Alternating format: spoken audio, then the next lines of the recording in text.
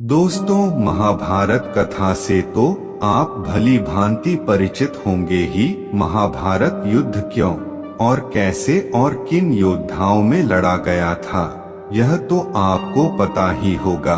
और भगवान श्री कृष्ण ने किसका साथ दिया था। लेकिन इसमें कई ऐसे योद्धाओं से जुड़े कई रोचक तथ्य और रहस्य भी हैं, जिन्हें आपको जानना चाहिए। ऐसे ही एक पौराणिक कथा अभिमन्यु से भी जुड़ी है। इस रोचक कथा के बारे में जानेंगे। अर्जुन और सुभद्रा के पुत्र अभिमन्यु को तो आप लोग जानते ही होंगे कि महाभारत युद्ध में अभिमन्यु वीरगति को प्राप्त हो गए थे।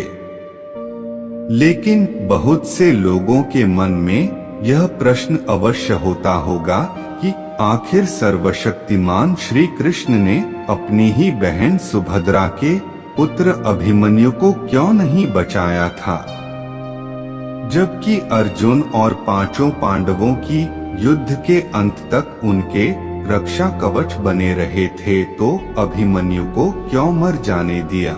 अगर चाहते तो लीलाधारी भगवान श्री कृष्ण अपने सुदर्शन चक्र भेज अभिमन्यु को चक्रव्यूह से बाहर ले आते और अभिमन्यु का वध नहीं हो पाता, परंतु श्री कृष्ण ने ऐसा नहीं किया। भगवान श्री कृष्ण की नीति के चलते अर्जुन के पुत्र अभिमन्यु को चक्रव्यूह को भेदने का आदेश दिया गया। यह जानते हुए भी कि अभिमन्यु चक्रव्यूह भेदना तो जानते हैं, लेकिन उससे बाहर निकलना नहीं जानते। दरअसल अभिमन्यु जब सुभद्रा के गर्भ में थे तभी चक्रव्यूह को भेदना सीख गए थे, लेकिन बाद में उन्होंने चक्रव्यूह से बाहर निकलने की शिक्षा कभी नहीं ली। अभिमन्यु श्री कृष्ण के भांजे थे। श्री कृष्ण ने अपने भांजे को दांव पर लगा दिया था। अभिमन्यु के चक्रव्यूह में जाने के बाद उन्हें चारों ओर से घेर लिया गया। घेर कर उनकी जयद्रथ सहित 7 योद्धाओं द्वारा निर्मम तरीके से हत्या कर दी गई, जो कि युद्ध के नियमों के विरुद्ध था। कहते हैं कि श्री कृष्ण यही चाहते थे। जब नियम एक बार एक पक्ष तोड़ देता है तो दूसरे पक्ष को भी इसे तोड़ने का मौका मिलता है।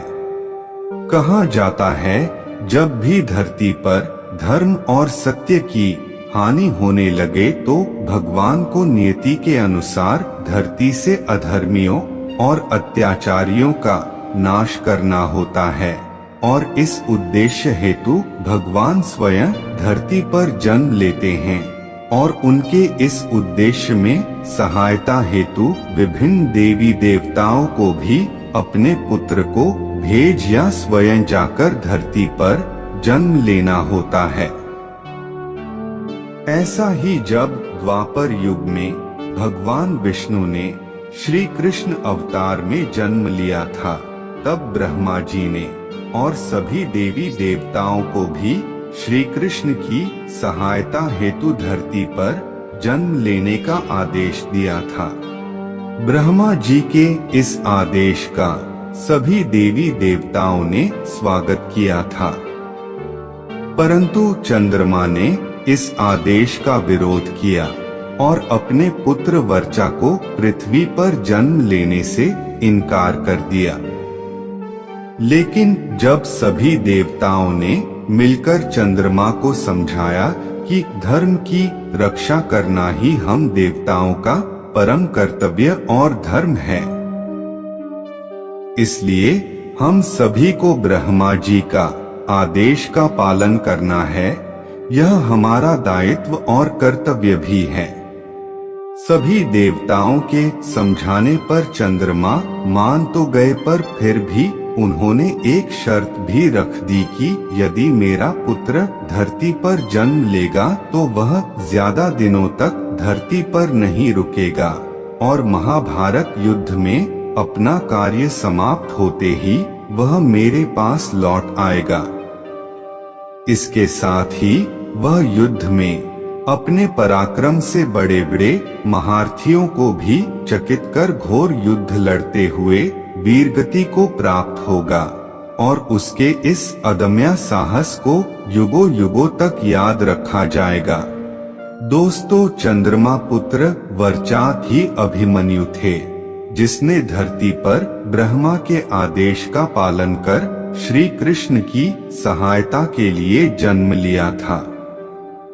चंद्रमा के शर्त अनुसार ही श्री कृष्ण ने अभिमन्यु की नियति में दखल नहीं दिया और अभिमन्यु महाभारत युद्ध में वीरगति को प्राप्त हो अपने पिता चंद्रमा के पास चले गए। इस जानकारी सामग्री गणना की सटीकता या विश्वसनीयता की गारंटी नहीं है। विभिन्न माध्यमों, ज्योतिषियों, पंचांग प्रवचनों, मान्यताओं, धर्म ग्रंथों से संग्रहित कर ये जानकारियां आप तक पहुंचाई गई हैं। हमारा उद्देश्य महज सूचना पहुंचाना है। इसके उपयोगकर्ता इसे महज सूचना समझकर ही लें। इसके अतिरिक्त इसके किसी भी उपयोग की जिम्मेदारी स्वयं उपयोगकर्ता की ही रहेगी। इसी प्रकार के जानकारी लाने के लिए वीडियो को लाइक, शेयर और सब्सक्राइब करें। सब कुछ फ्री में है। धन्यवाद।